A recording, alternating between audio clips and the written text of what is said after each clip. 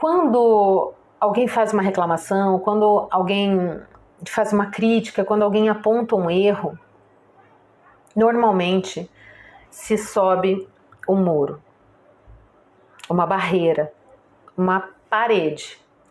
Naquele momento, quando a pessoa se sente ofendida, quando ela se sente criticada, ela para de te ouvir. Sabe, o chão é como se o chão dela sumisse. Então, ela já está no modo reativo. E por que ela não está te ouvindo mais? Porque ela está se preparando para o contra-ataque.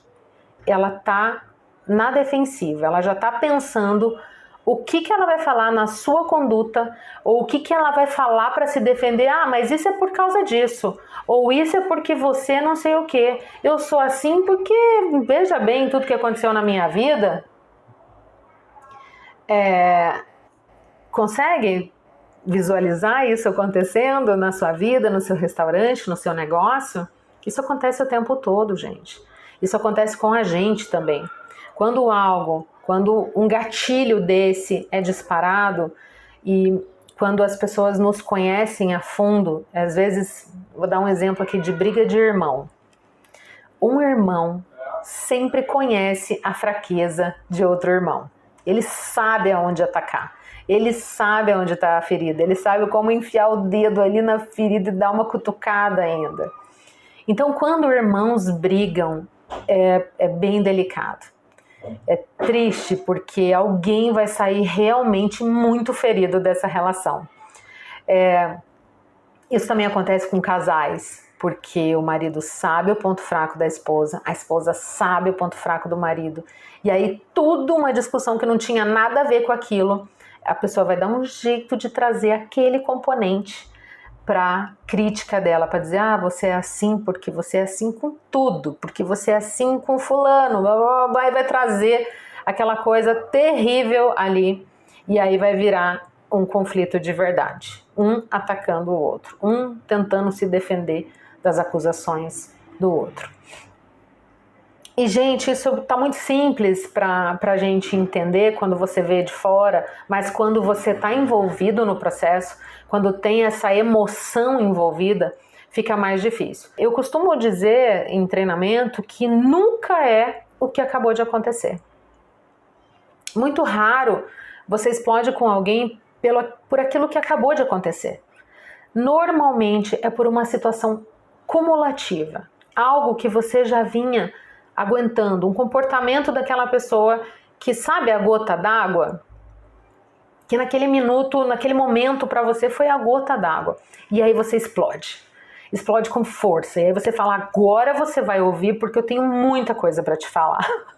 E aí aquilo vai saindo, né? E muitas vezes sai de uma maneira rude, de uma maneira pesada, de uma maneira que ofende, e acho que isso não é legal. Mas então vamos lá. A relação desequilibra quando você quer dizer da seguinte forma: eu estou certo, você está errado. É por aí que a coisa, é nesse momento que a coisa fica ruim. Eu tô certo, você está errado. A pessoa acabou de falar uma sentença e você diz assim, viu, você tá errado. Ou não tem nada a ver isso que você tá falando. Ou, cara, você tá louco, você só tá falando loucura.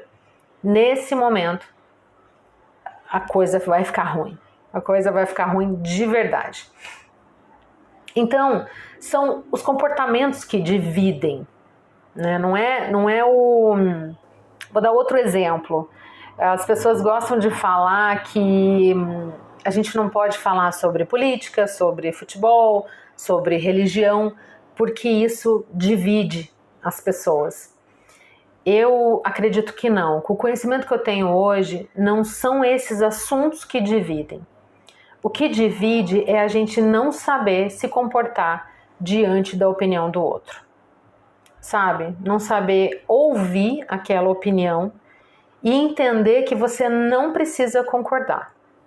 Não precisa concordar em nada. A outra pessoa está falando a maneira como ela enxerga, como ela vê o mundo.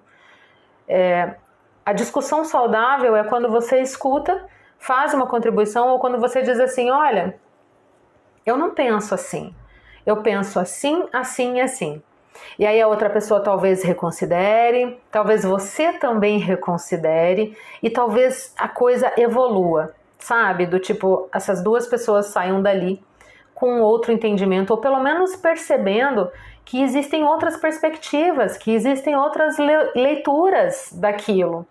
Então, não é o assunto que divide, é como nós nos relacionamos. A gente não salvaguarda a relação. Eu vou dar um exemplo para deixar mais claro. Eu tenho uma melhor amiga que sabe que a gente está junto desde a adolescência. Uma não, tenho algumas, mas essa amiga em particular eu vou falar dela. Nós divergimos em muitas coisas. Ela tem uma personalidade muito diferente da minha. Só que acontece que a gente se ama e a gente se respeita. Então ela não tenta mudar a pessoa que eu sou e eu não tento mudar a pessoa que ela é.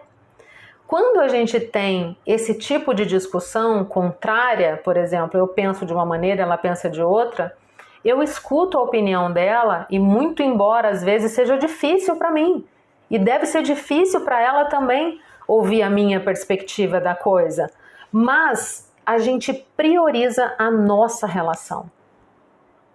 A nossa relação está em primeiro lugar. Nós nos preservamos. Assim como funciona com o meu marido. Meu marido e eu somos muito diferentes. Muito diferentes. Meu marido cresceu no litoral, teve uma juventude livre. Eu cresci no interior e tive uma juventude diferente. Sabe? Pouco mais... A gente não tinha toda aquela... Não podia explorar tantas coisas, né? Com uma certa idade eu saí para estudar, e aí que eu fui conhecer uma cidade maior, enfim. Ali que eu comecei a conhecer o mundo. Mas antes disso eu morava numa cidade pequena, e o meu universo se limitava aos amigos dos meus pais e os meus amigos da escola. Somente na juventude, né, na adolescência, final da adolescência e na juventude, é que eu fui entender que esse mundo é muito maior e que existe muito mais coisas. Enfim... Nós somos, mas voltando, nós somos muito diferentes, mas ao mesmo tempo nós temos valores parecidos. E é isso que nos une. Então a nossa relação está preservada, está salvaguardada. Nós podemos divergir com força às vezes até, sabe? Do tipo, não é isso, isso é assim, ou ele vai rebater, falar isso é assado. Mas a gente não leva para o lado pessoal. A nossa relação está salva. Nós vamos discutir ideias, nós vamos discutir fatos, mas a gente não vai colocar a nossa relação em perigo por uma questão de divergência de opinião. Mas isso nem sempre foi assim, tá, gente? Isso eu também gosto de desmistificar. Essa é uma construção, sabe? Você vai...